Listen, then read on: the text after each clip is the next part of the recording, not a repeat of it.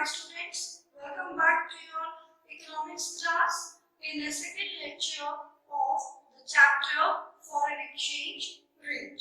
Although this portion has been deleted by the board for the forthcoming 2021 board examinations, but still we will go through a very quick review so as to just make us aware in order to understand the chain effects of demand and supply of foreign currency, which we will study further. So let's have a close look on the board. Now students, we are going to do a very important topic, that is determination of flexible exchange rate. How is exchange rate actually determined by the three forces of demand and supply? Students, in this case, you have to consider most important point in your mind, that there are two important sources of determination of foreign exchange rate, that is demand of foreign currency and supply of foreign currency, that is US dollar in the international market. Now students, here you can see I have written demand and supply are two important determinants of flexible exchange rate. Here I have the diagram of demand for foreign exchange, supply of foreign exchange, and the diagram representing the equilibrium point, that is the rate of determination. How we have determined the rate of exchange with the help of the supply and demand of foreign currency. So let's have a look. Now let's go to the very first diagram. In the very first diagram, students, you can see that other things remaining constant. Demand for foreign exchange is inversely related to the rate of the foreign exchange. It is inversely related to the price of the foreign exchange. बिल्कुल clearly देख सकते हैं cross effect है. Rate of exchange ज्यादा है तो foreign exchange की demand कम हो रही है, रेट ऑफ एक्सचेंज कम है तो फॉरेन एक्सचेंज की डिमांड बढ़ रही है. Okay, higher the rate of foreign exchange, lower is the demand for foreign exchange, and higher the demand for foreign exchange, lower will be the rate for foreign exchange. Diagrammatically, we can see a downward sloping demand curve representing this situation. Now students, if we move towards the diagram of supply of foreign exchange, we can see that it is a curve which slopes upward. That means it has positive relationship. The supply of foreign exchange has positive relationship with the rate of foreign exchange. If the rate of foreign exchange is high, then the supply of foreign currency would also be high. If the rate of foreign exchange is low, then the supply of foreign currency would also be low. So supply curve has a positive relationship with the rate of exchange, and demand has a negative relationship with the rate of exchange. This is indicated over here very clearly. Rate of exchange का positive relationship होता है supply of foreign exchange से, और rate of exchange का negative relationship होता है demand for foreign exchange से. Let's take an example in order to understand. Suppose ₹50 in Indian currency are to be paid to acquire $1. That means $1 constitutes ₹50.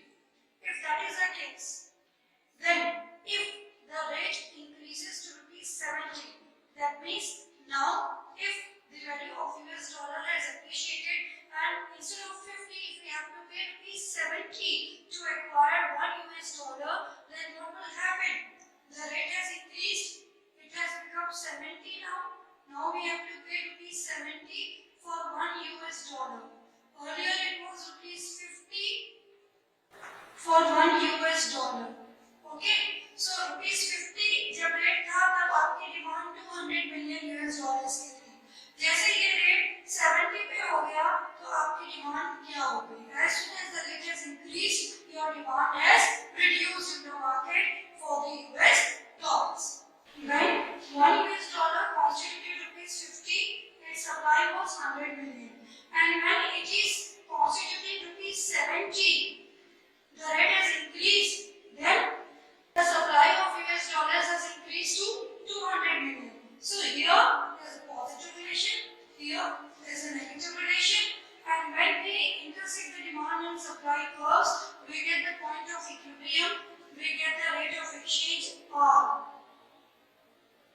which shows the relationship of demand and supply with the rate of exchange. So this is the way how we find out or determine the flexible rate of exchange. Now students, we are going to study about the components of demand and supply of foreign exchange.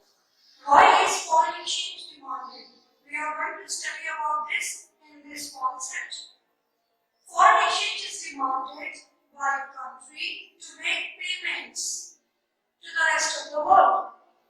Whatever activity, economic transaction we are doing with the rest of the world, we need to make payments for that. So for that purpose, foreign exchange is demanded by a country. Foreign exchange is demanded to make payments to the rest of the world. Now, the very first component is repayment of international loans. Now, if you go through this, students, this topic, international loans, repayment of international loans. International loans are raised in terms of foreign currency. So, when a country has to pay back these loans back to the foreign countries, it has to be paid in the form of the foreign currency. In less developed countries like India, many a times international loans are borrowed from other countries at a time of crisis. Maybe because of natural calamities or maybe because of economic crisis. For example, the COVID-19 is a live example in which many countries have taken loan from World Bank, and they have taken loan from International Monetary Fund as well as WHO. The second is investment in rest of the world, as you can see on the board. Investment is also a very important business activity. We need currency of the country in which investment is to be done. For example, an Indian company wants to go and do foreign direct investment in USA. Then we need US dollars to go and set up the business over there. So wherever a country plans to do investment, it needs the currency of that country. We come towards the third point, that is imports. This third heading, imports, means that a country imports a lot of goods and services from other foreign countries.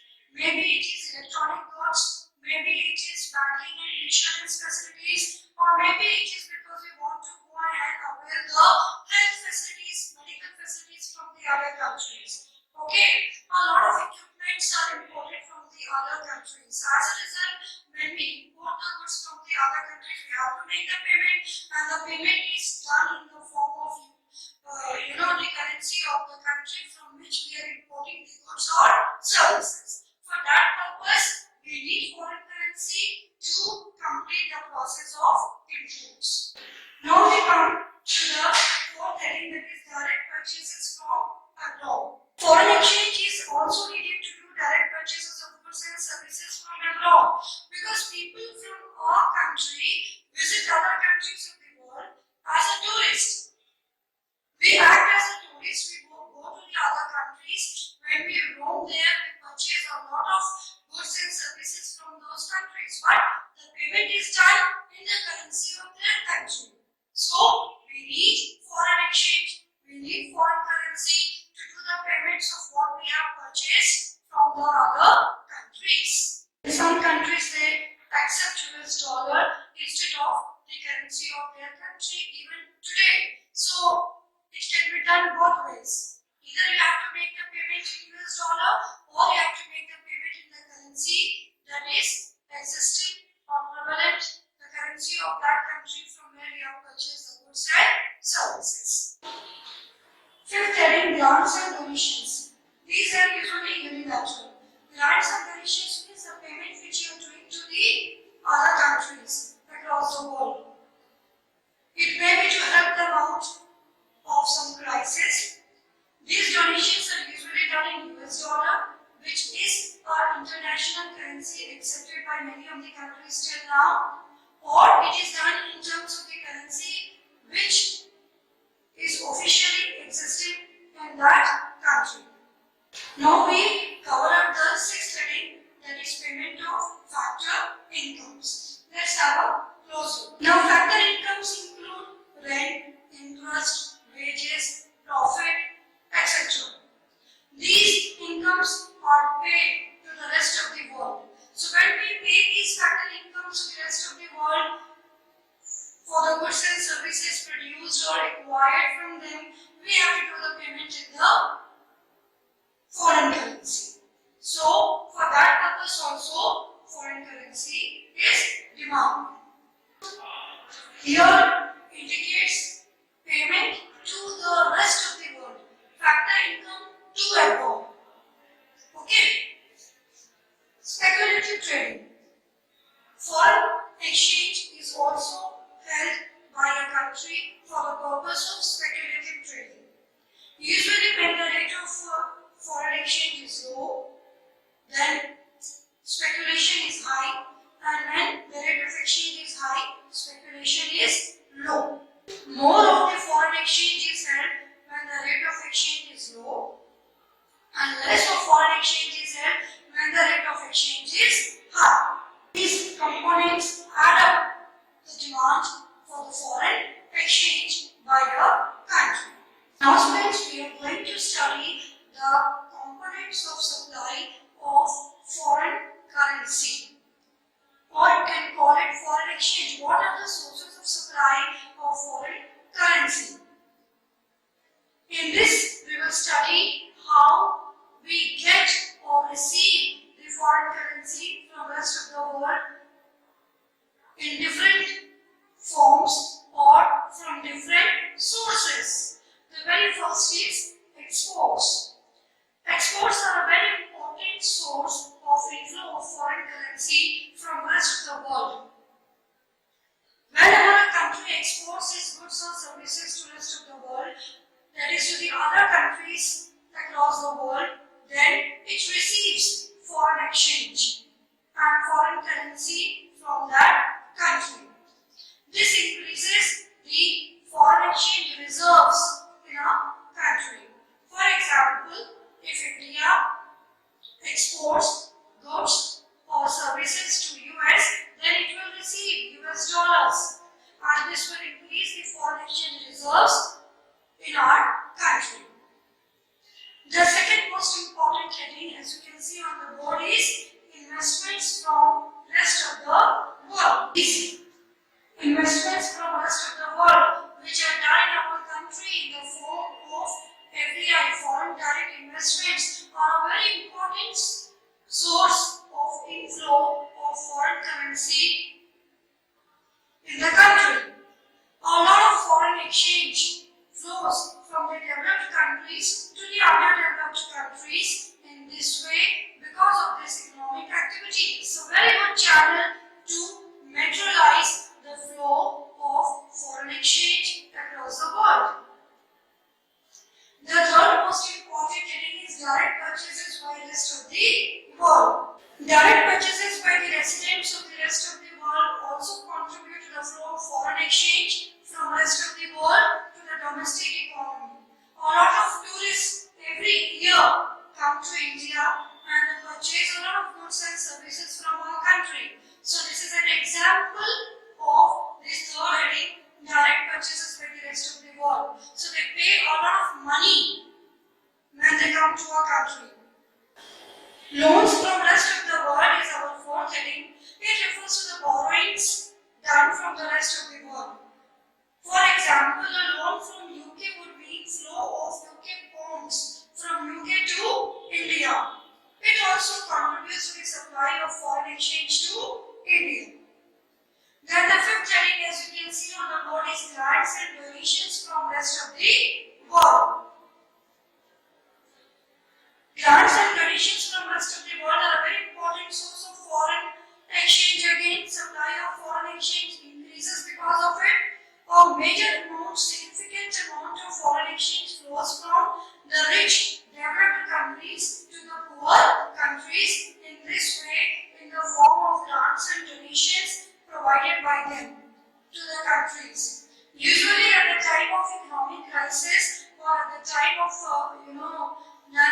calamities, a lot of grants and donations are received by underdeveloped countries from the developed countries. India has also received a lot of donations and foreign aid time to time whenever natural calamities have taken place.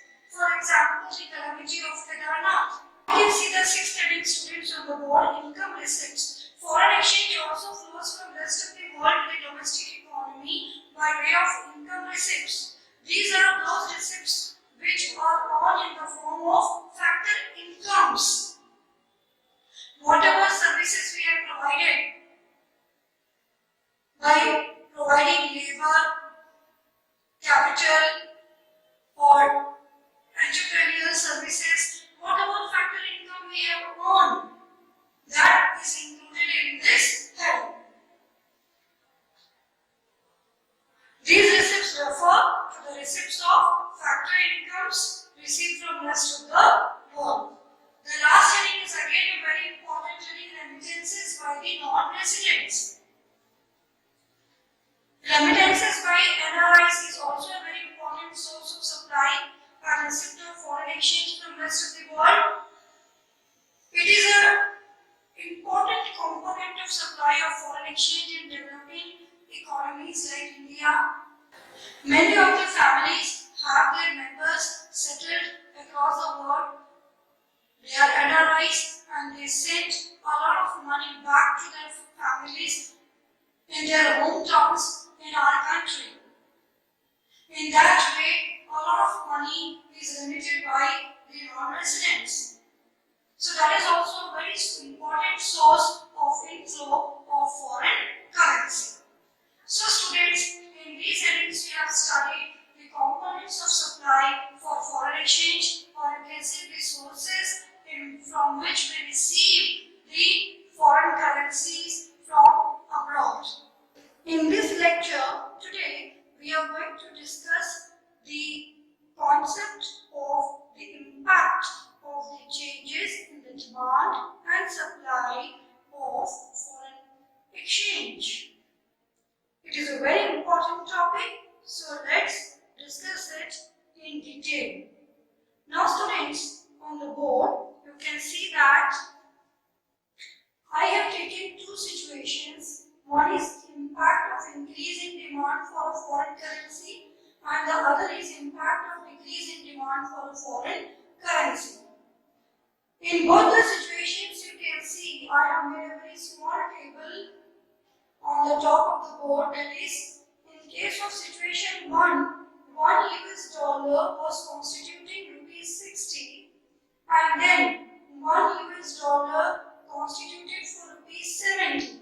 That means now we have to pay more rupees in order to purchase $1. We have to pay 10 rupees extra.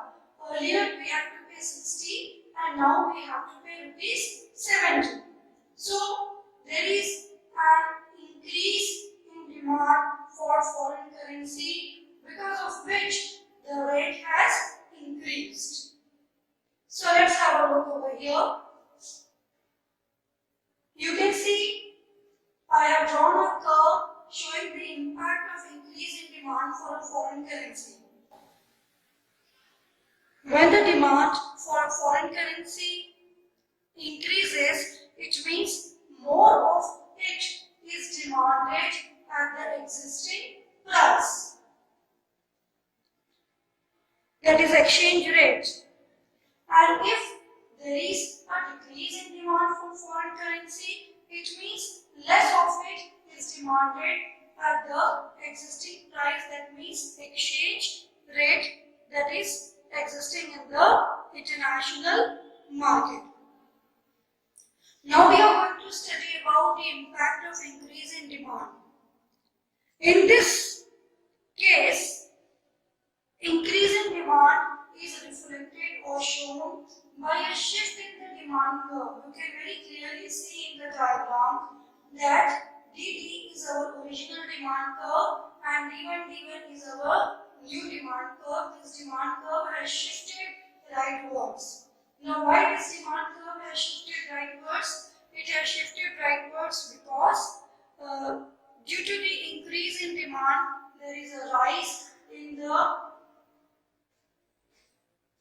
equilibrium rate of exchange.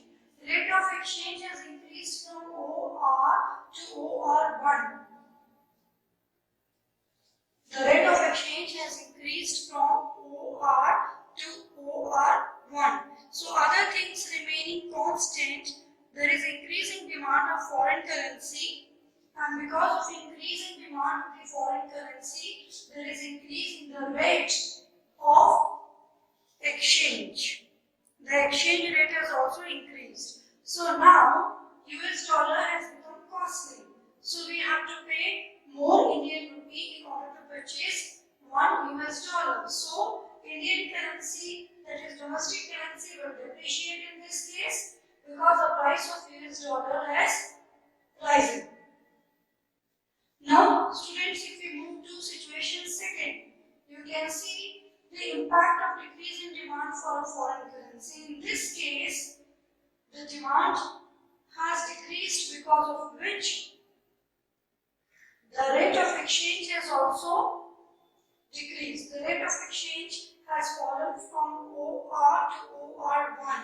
You can see the arrow is dropping down. And the demand curve has shifted leftwards from DD to D1, G1.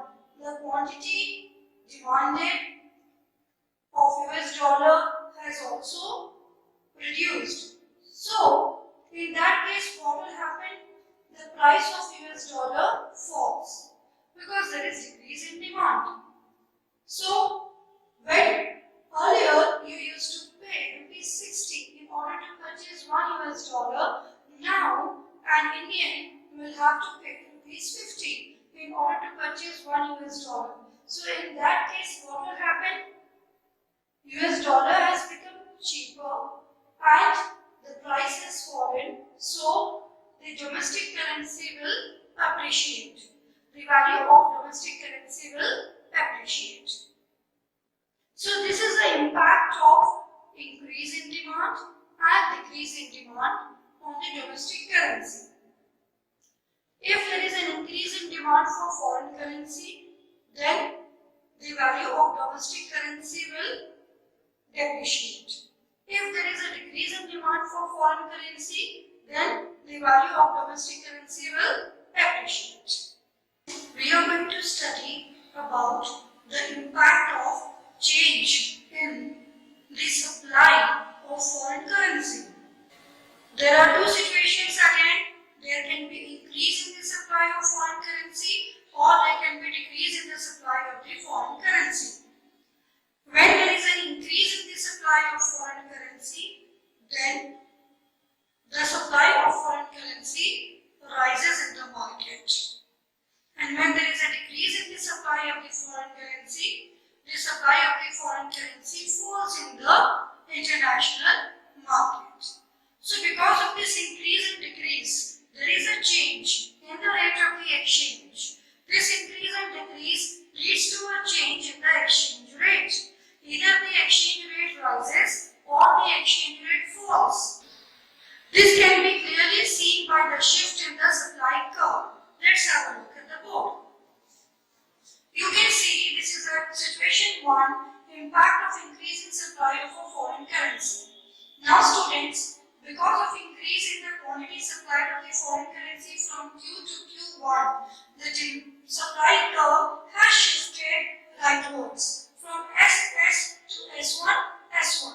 There is a rightward shift in the supply curve which can be clearly seen in the diagram.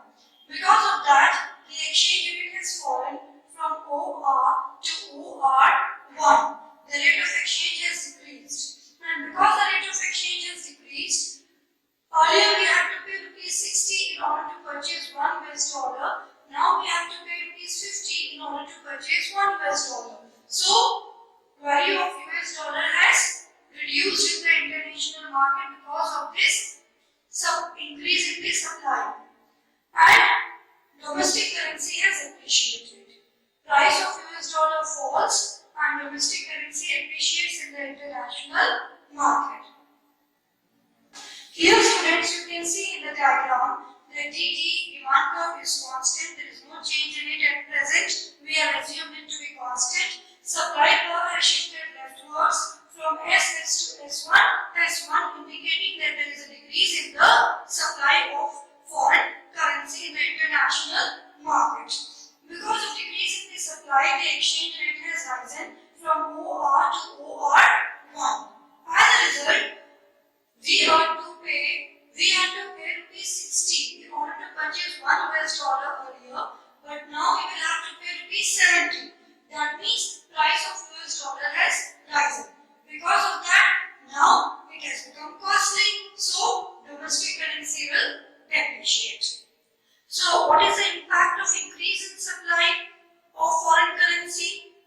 The impact of increase in supply of foreign currency is that domestic currency will get appreciated. The value of domestic currency appreciates. And if there is a decrease in supply of foreign currency, then the value of domestic currency depreciates in the international market. We are going to go through the topic of depreciation and appreciation of foreign currency. You can see on the board I have written the meaning of appreciation of domestic currency. Appreciation is a situation of fall in the foreign exchange rate. Okay, it means now we require or we need less rupees to purchase $1 in comparison to what we needed earlier. For example, if earlier $1 constituted rupees 60, then now we can purchase $1 for rupees 50.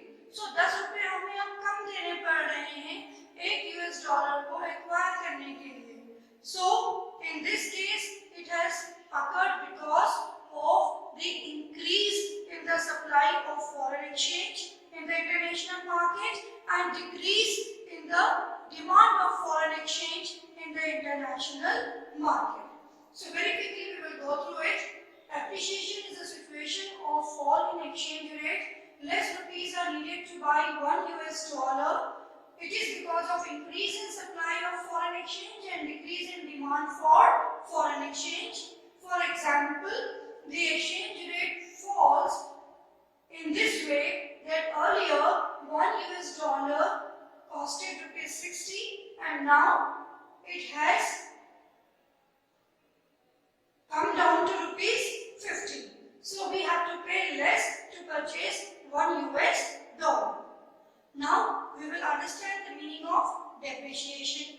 It is just the reverse condition of appreciation. Depreciation of foreign currency is a situation of a rise in exchange rate. In depreciation, the exchange rate rises.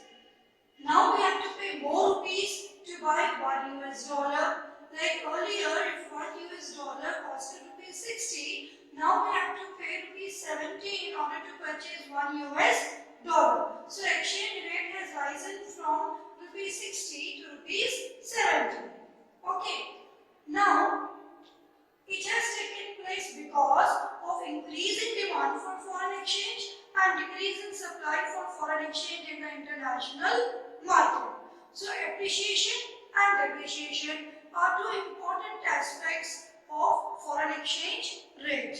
We are going to cover up the topic of revaluation and devaluation. Revaluation and devaluation of domestic currency takes place by the interference of the government against the market forces of demand and supply of foreign exchange. That means when the government of a country deliberately, wantedly interferes in the process of raising the foreign exchange rate or reducing the foreign exchange rate in order to revaluate their currency or devaluate their currency. Let's have a look. Revaluation occurs when the value of domestic currency is deliberately raised by the government. This line you have to keep in your mind. Raised means increased by the government by lowering the foreign exchange rate. The government reduces the foreign exchange rate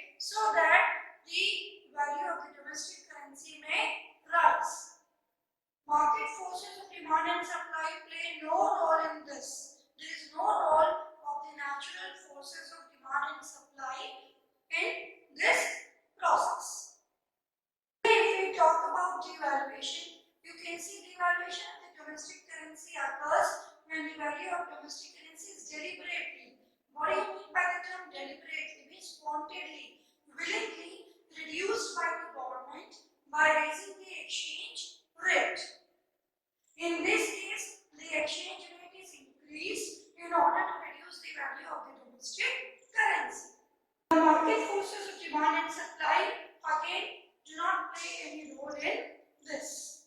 Now students, we are going to study about the topic of foreign exchange market. Foreign exchange market is also known as Forex. It is a worldwide network which helps in the exchanges around the world, around the globe. The following are the main functions of the foreign exchange market: transfer function, credit function, and hedging function. Now students, we move towards the transfer function. The first and the most important visible function of foreign exchange market is transfer of funds from one country to another for the settlement of the payments. It includes converting the currency of one country into the other, and the role of foreign exchange market is to transfer the purchasing power from one country to the other. For example, if the exporter of India imports goods from USA and the payment is to be done in dollars, then the conversion of the rupee to the dollar will be done by Forex, foreign exchange market. The transfer function is performed by the use of credit instruments such as bank drafts, bills of foreign exchange, and telephone transfers. Second is credit function. Forex provides a short-term credit to the importers so as to facilitate the smooth flow of goods and services from country to country. That means credit facilities are also offered by the foreign exchange market to do international trade. An importer can use credit to finance the foreign purchases. An Indian company wants to purchase the machinery from the USA. Then it can pay for the purchase by issuing a bill of exchange in the foreign exchange market with a 3-month maturity. That means now it has 3 months time period to pay for the purchases. Third is hedging function. The third function of foreign exchange market is to hedge foreign exchange risks. Hedging is a kind of protective function. In this, the parties to the foreign exchange are often afraid of the fluctuations in the foreign exchange rates, so as to protect them, the price of one currency in terms of another when converted may not create a lot of fluctuation. Therefore, the change in the exchange rate is controlled. The change in the exchange rate may result in a gain or loss to the party concerned.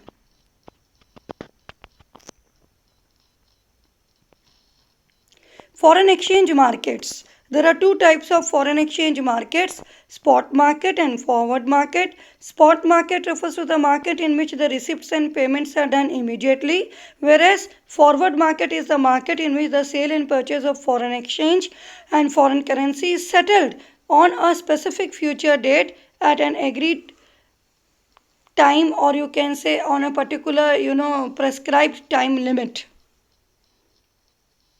or a particular day also, whenever they desire to do so.